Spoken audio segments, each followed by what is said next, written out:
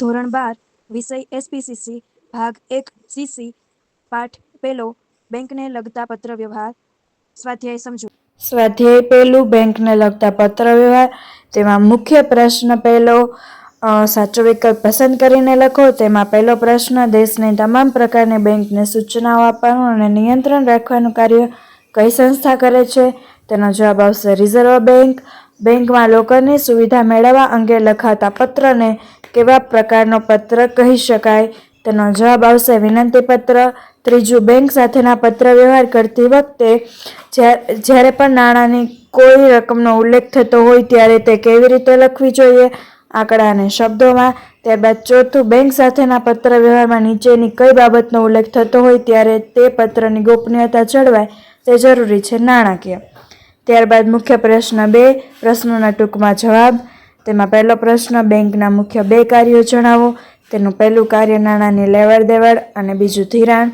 ત્યારબાદ બીજો પ્રશ્ન, વિવિધ પ્રકારની બેંકની માહિતી આપો. તેમાં પહેલું રાષ્ટ્રીયકૃત બેંક, ખાનગી બેંક, કોઓપરેટિવ બેંક, ઔદ્યોગિક બેંક અને ખેતી બેંક.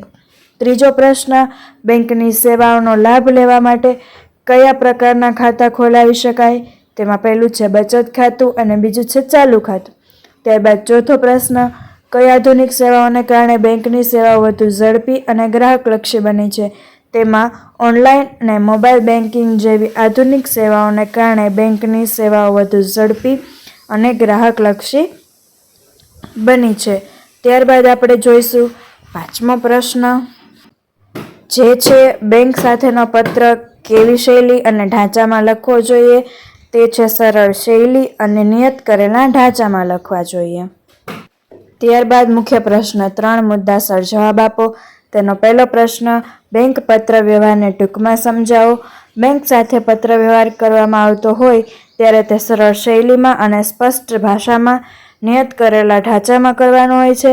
બેંક પત્ર વ્યવહારમાં નાણાકીય બાબતોનો ઉલ્લેખ વધુ આવતો હોવાથી તેની ગોપનીયતા જળવાય તે જરૂરી છે અને બેંક પત્ર વ્યવહાર કરતી વખતે નીચેની બાબતો ધ્યાનમાં લેવી જોઈએ. જેમાં પહેલી બાબત છે પત્ર વ્યવહારમાં ખાતા નંબર અને તેનો પ્રકાર દર્શાવવો જોઈએ.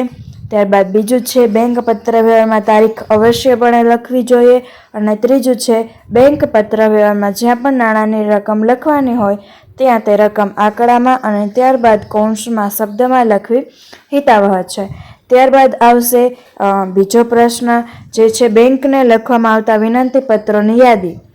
તો પહેલું છે ખાતું ખોલાવવા અંગેનો પત્ર, બીજું શૈક્ષણિક લોન મેળવવા અંગે પત્ર, ત્રીજું છે ચેકના નાણાંની ચૂકવણી અટકાવવા અંગેનો પત્ર, ચોથું છે બેંકમાં લોકરની સુવિધા મેળવવા અંગે પત્ર, પાંચમું છે ઓવરડ્રાફ્ટ મેળવવા અંગે પત્ર, છઠ્ઠું છે ડેબિટ કાર્ડ, ક્રેડિટ કાર્ડ અથવા તો એટીએમની સુવિધા મેળવવા માટેનો પત્ર, સાતમું છે ખાતું બંધ કરવાની જાણ કરતો પત્ર અને આઠમું છે ડેબિટ કાર્ડ, ક્રેડિટ કાર્ડ અથવા તો એટીએમ કાર્ડ ગુમ થયા હોવાનો પત્ર.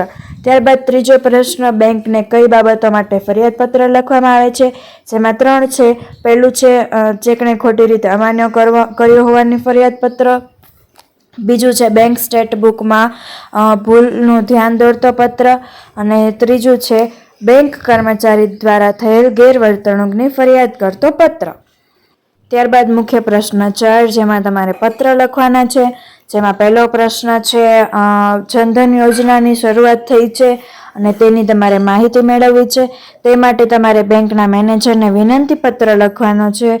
બીજું છે તમારી બેંક દ્વારા આપવામાં આવેલું ક્રેડિટ કાર્ડ ખોવાઈ ગયું છે અને તમારે નવું કાર્ડ મેળવવું છે. તે માટેની પ્રક્રિયાની જાણકારી મેળવવાની છે, તેને પણ વિનંતી પત્ર કહીશું. ત્યારબાદ ત્રીજો પ્રશ્ન છે તમારી પેઢીના નામે બેંકમાં ચાલુ ખાતું બંધ કરવાનો પત્ર દેના બેંક ભરૂચને લખવાનો છે, તે પણ વિનંતી પત્ર છે.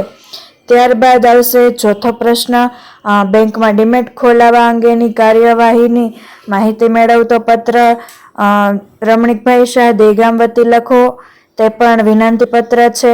અને ત્યારબાદ તમે પંજાબ નેશનલ બેંક સુરતમાં ખાતું ધરાવો છો, બેંકના કોઈ કર્મચારી દ્વારા આપની સાથે અસભ્ય વર્તન થયેલું છે અને ફરિયાદ કરતો પત્ર લખવાનો છે.